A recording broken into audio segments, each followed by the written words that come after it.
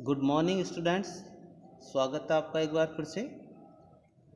पिछले वीडियो में हमने सूरदास जी द्वारा रचित प्रथम पद का वाचन किया, जिसमें गोपियों ने अपने आप को हारिल पक्षी बताया और श्री कृष्ण को उनके पंजों में दबी लकड़ी के समान बताया। इस उदाहरण के माध्यम से गोपियों ने श्री कृष्ण के प्रति अपने अनन्य प्रेम और भक्ति भाव को प्रस्तुत किया है। उन्होंने उद्धव के योग संदेश को कड़वी ककड़ी और रोग के समान बताया। आज इस वीडियो में हम सूरदास जी के अगले पदों को पढ़ेंगे।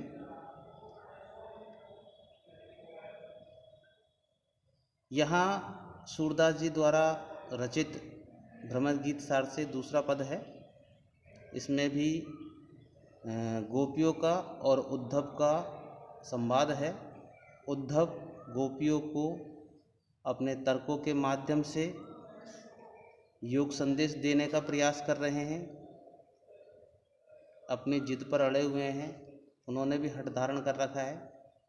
इधर गोपियाँ जो हैं अपनी बुद्धिमत्ता से, अपने वाक्चातुर्य से उद्धव के द्वारा दिए जाने वाले हर तर्क को अपने तर्कों से गलत सिद्ध कर रही है और उन्हें भी प्रेम और भक्ति के मार्ग अपनाने की बात कह रही है। तो गोपियाँ उद्धव के योग संदेश पर व्यंग्य करते हुए कहती है, हम तो दूहु भांति फल पायो, हम तो दूहु भांति फल पायो। दूहु यानी दोनों, भांति यानी प्रकार से, कि हमने तो दोनों प्रकार से ही फल प्राप्त किया है। दोनों प्रकार से, किस प्रकार से? कि जो ब्रजनाथ मिले तो नीको, नातरु जग जस गायो। नीको, नीको का अर्थ होता है ठीक, नातरु का अर्थ होता है नहीं। तो ब्रजनाथ श्री कृष्ण के लिए आया है। तो किस तरह से गोपियाँ दोनों प्रकार से लाभ में हैं कि जो ब्रजनाथ मिले तो नीको, यदि ब्रजनाथ यानी श्री कृष्ण मिले तो अच्छा है। नातरु नहीं तो जग जस गायो, नहीं तो हमने उनका गुणगान तो किया ही है। ये हमें सौभाग्य मिला है कि हमने प्रभु श्री कृष्ण का गुणगान किया है और संसार इस बात को याद रखेगा। तो हम तो दोनों प्रकार से ही लाभ में हैं, नुकसान में नहीं हैं। आगे गोपियाँ कहती है, कहवे गोकुल की गोपी सब वर्णहीन लघु जाति। कि कहाँ तो वे गोकुल की तुच्छ गोपियाँ वर्णहीन लघु जाति, लघु जाति छोटी जाति की, वर्णहीन तुच्छ या निम्न। सूरदास जी के समय में वर्ण व्यवस्था थी। समाज 4 वर्गों में विभक्त था, ब्राह्मण, वैश्य, क्षत्रिय और शूद्र। तो गोपियाँ कहती कि कहाँ तो हम गोकुल की गोपियाँ तुच्छ निम्न जाति की, कहाँ वे कमला के स्वामी संग मिली बैठी एक पांति, पांति यानी पंक्ति, और कहाँ वे कमला के स्वामी, कमला के स्वामी श्री कृष्ण के लिए आया है।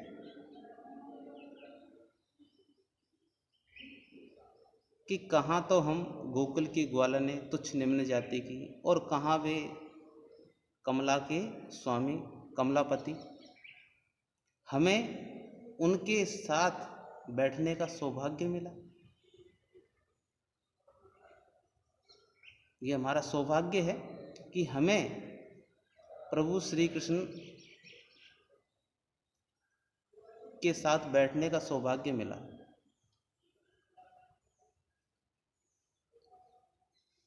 आगे गोपियाँ कहती है, निगम ध्यान मुनि ज्ञान अगोचर ते भय घोष निवासी।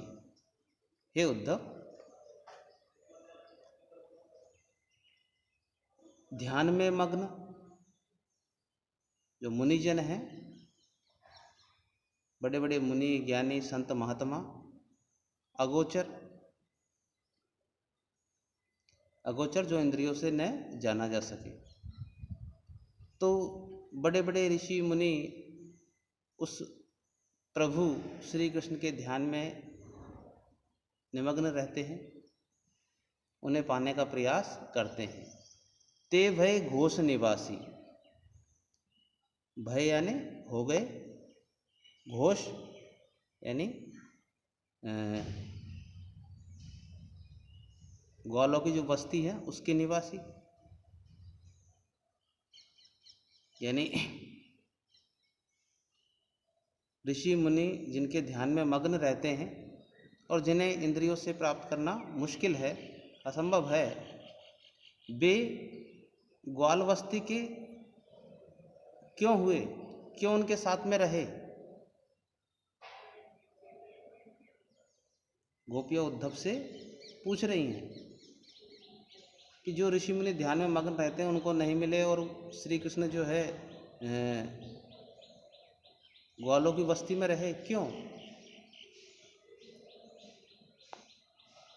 ता ऊपर अब साँच कहो धो मुक्ति कौन की दासी। सवाल कर रही है गोपी उद्धव से कि आप ये सब जानते हो कि श्री कृष्ण उच्च कुल के साक्षात परमपिता विष्णु के अवतार, तो वे हमारे पास आकर क्यों रहे, हम निम्न लोगों के पास में आकर क्यों रहे। बड़े बड़े ऋषि मुनि उनके ध्यान में मग्न रहते हैं, उन्हें प्राप्त नहीं कर पाए और वो ग्वाल बालकों के साथ में रहे, ग्वालों की बस्ती में रहे, क्यों। ता ऊपर अब साँच कहो, तो इस पर हे उद्धव तुम सच कहो, सच बताओ, जवाब दो। मुक्ति कौन की दासी, ये जो मुक्ति की तुम बात कर रहे हो कि योग मार्ग को अपनाओ और तुम्हें जन्म मरण से मुक्ति मिलेगी। उद्धव ने गोपियों से कहा कि भाई प्रेम भक्ति मार्ग को छोड़कर योग मार्ग को अपनाओ और जिससे तुमको क्या मुक्ति प्राप्त होगी, जन्म मरण से तुमको मुक्ति मिल जाएगी। तो गोपियाँ इस बात पर प्रश्न कर रही है उद्धव से कि हे उद्धव सच सच बताओ, ये मुक्ति किसकी दासी है, किसके अधीन रहती है।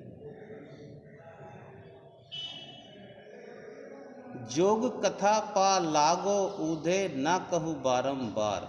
जोग योग कथा, हे उद्धव ये योग की कथा बारंबार बार बार मत कहो। पाँव लागो, पाँव लागो, पाँव लगती है। गोपियाँ कह रहे उधर से हम आपके पैर पकड़ती हैं, ये योग की कथा बार बार आप हमसे मत कहिए, हमारे लिए ये रुचिकर नहीं है, हमें कष्ट देता है, पीड़ा देता है योग का संदेश। सूर श्याम तजी और भजे जो ताको जननी छार। जननी माता, सूरदास जी गोपियों के माध्यम से कहते हैं कि जो कृष्ण के प्रेम और भक्ति मार्ग को छोड़कर अन्य कोई मार्ग अपनाता है तो वह अपनी माँ के दूध को लजाता है, अर्थात उस व्यक्ति का जीवन धिक्कार है, उस व्यक्ति के जीवन को धिक्कार है अगर वह कृष्ण के प्रेम भक्ति मार्ग को छोड़कर अन्य किसी मार्ग को अपनाता है तो वह अपनी माँ के दूध को लजाता है, वह अपनी माँ को लज्जित करता है। तो इस प्रकार से गोपियों ने ये बताया है कि भक्ति और प्रेम मार्ग श्रेष्ठ है, ज्ञान का मार्ग श्रेष्ठ नहीं है। भगवान भक्त के बस में है। भक्त जहाँ चाहेगा भगवान को वहाँ आना पड़ेगा। भक्त को मुक्ति की इच्छा नहीं रहती है, उसे तो सिर्फ अपने प्रभु की कृपा चाहिए, उसका अनुग्रह चाहिए। तो इस प्रकार से गोपियों ने अपने तर्कों के माध्यम से उद्धव को निरुत्तर कर दिया। काव्यांश की भाषा ब्रज भाषा है, साहित्यिक ब्रज भाषा का इसमें प्रयोग हुआ है। गेय पद हैं, गीति काव्य शैली का प्रयोग हुआ है। लक्षणा शब्द शक्ति का इसमें प्रयोग है। अनुप्रास अलंकार का इसमें सहज प्रयोग हुआ है। आगे बढ़ते हैं दूसरे पद की ओर।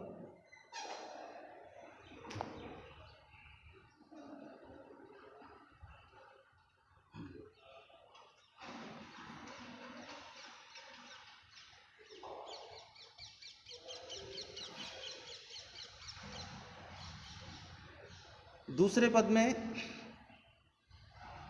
गोपियाँ क्या कहती है उद्धव से, ये भी उद्धव और गोपियों का संवाद है। उद्धव के द्वारा योग संदेश देना और गोपियों के द्वारा अपने तर्कों से उद्धव को निरुत्तर कर देना। तो गोपी उद्धव से कहती है,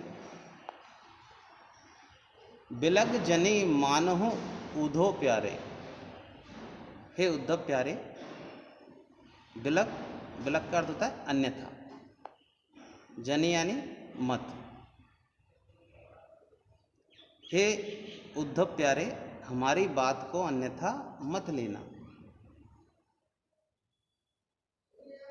गोपी अपना तर्क दे रही है, तो पहले ही कह रही है कि भाई हमारी बात का तुम बुरा मत माना, हम तो जो सच है ना वही कह रही हैं। इस पद में भी गोपियों का वाक् चातुर्य, उनकी बुद्धिमता प्रकट हुई है। गोपियों ने उद्धव पर, कृष्ण पर और सारे मथुरावासियों पर व्यंग किया है। क्या कहती है गोपियाँ? वह मथुरा काजर की कोठरी जे आवहीं ते कारे। मथुरा नगरी को क्या कहा? काजर की कोठरी। कहावत, काजर की कोठरी में कितनो सयानो जाए, काजल को दाग भई लागे ही लागे। कितना ही चित्र प्राणी काजल की कोठरी में जाए, दाग तो लगता ही है। कहने का मतलब है कि हम जैसी संगत में रहेंगे उसका प्रभाव तो पड़ेगा ही। तो यहाँ गोपियों ने मथुरा को काजर की कोठरी कहा है और व्यंग किया है कि मथुरा नगरी काजर की कोठरी है, वहां से जो भी आते हैं सब काले ही काले। यहाँ काले का अर्थ रंग से तो है ही, साथ में मन से भी है। यानी मथुरा वासियों का रंग भी काला है और उनका मन भी काला है। तन और मन से काले हैं, उनका मन भी अच्छा नहीं है। क्या कहती है उद्धव से? तुम कारे, हे उद्धव तुम काले हो, तुम भी काले हो। सुफलक सुत कारे, सुफलक सुत अक्रूर जी। अक्रूर जी ही कृष्ण को और बलराम को लेने के लिए आए थे और वे ही मथुरा लेकर गए थे और गोपियों को वचन देकर गए थे कि ये सकुशल लौट आएंगे, लेकिन वो भी लौट कर नहीं आए। तो इसलिए गोपियों ने उद्धव पर व्यंग किया, अक्रूर जी पर भी व्यंग किया कि हे उद्धव तुम भी काले हो और अक्रूर जी भी काले हैं। कारे मधुप भंवारे, और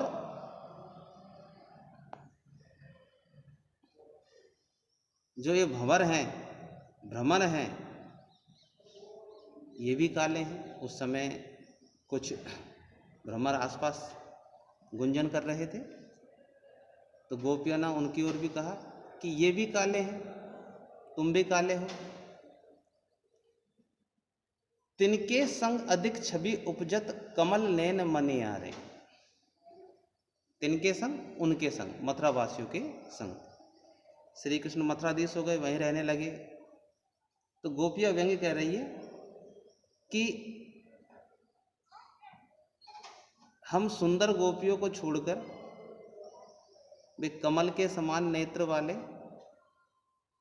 मणियारे, रत्नों की कांति वाले श्री कृष्ण उन काले मथुरावासियों के मध्य अधिक शोभा पा रहे हैं।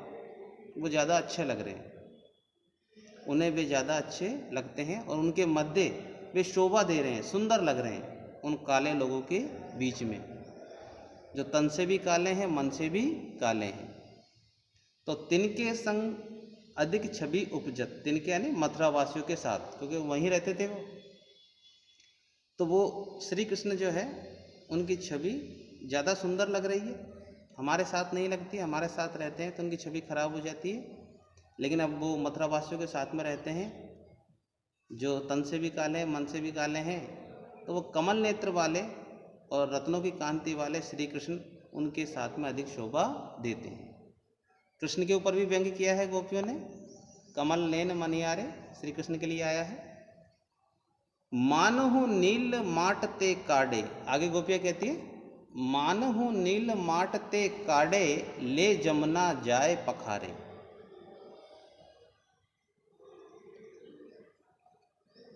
उत्प्रेक्षा अलंकार का प्रयोग हुआ है यहाँ पे।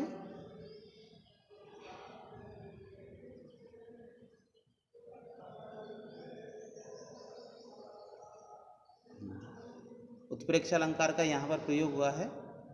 मानहु नील माट ते काडे, ले जमुना जाए पखारे।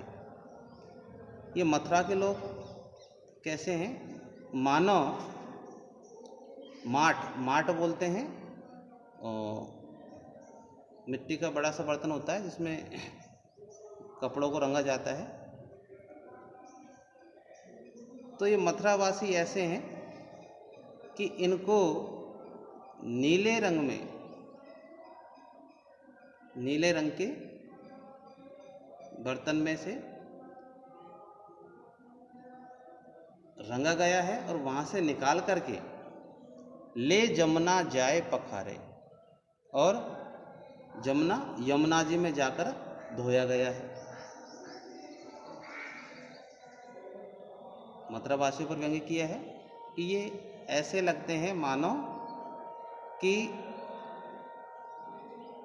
नीले रंग में इनको रंगा गया है और उसमें से, उस बर्तन में से निकाल करके और यमुना जी में धोया गया है। फिर भी इनका रंग साफ नहीं हुआ है, काले की काले ही है।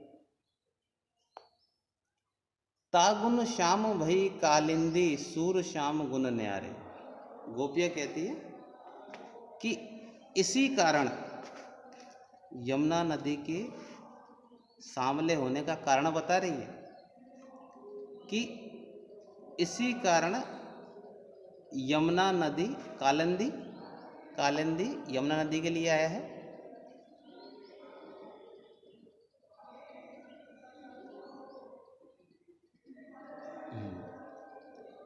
इसी कारण यमुना नदी जो है वो काली हो गई है, श्याम रंग की हो गई है। क्यों? संगति का प्रभाव तो आता ही है भाई। काले लोगों की संगति में रहेगी तो निश्चित है यमुना भी काली होगी। तो इस प्रकार से गोपियाँ व्यंग्य करती है मथुरावासियों पर कि उनके काले तन और काले मन के कारण यमुना भी काली हो गई है। सूर श्याम गुण न्यारे, सूरदास जी गोपियों के माध्यम से कहते हैं कि सिर्फ श्री कृष्ण ही उन सबसे अलग हैं। तन से भी और मन से भी, बाकी सब तो काले ही काले हैं। तो इस प्रकार से गोपियों ने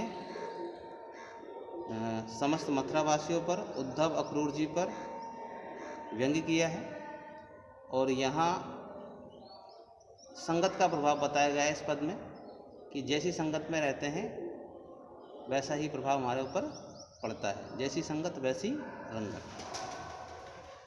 तो काव्यांश की भाषा ब्रज भाषा है, ये लाक्षणिक लक्षणा शब्द शक्ति है, गेय पद है। यहाँ भी जो है वियोग श्रृंगार रस है। तो आशा करता हूँ आपको ये दोनों पद समझ में आ गए होंगे। फिर भी कोई बात समझ में नहीं आती है तो आप कमेंट के माध्यम से, व्हाट्सएप आदि के माध्यम से पूछ सकते हैं, समझ सकते हैं। तो आज के लिए इतना ही, इजाज़त दीजिए, मिलते हैं अगले वीडियो में। धन्यवाद।